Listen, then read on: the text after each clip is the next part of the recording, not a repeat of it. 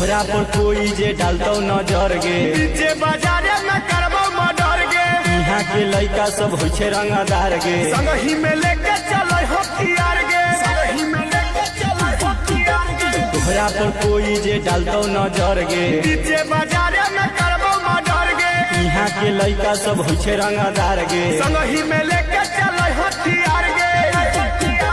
बनी महारानी जिला परानी राज करभी गे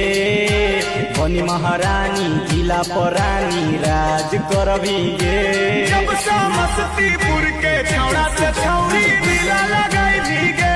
जब समस्तीपुर के छौड़ा से छौड़ी दिला लगाई भीगे दिला लगाई भीगे जब समस्तीपुर के छौड़ा से छौड़ी दिला लगाई भीगे दिला लगाई भीगे डिनर करबो पटोरी बाजार में विक्रमादित्य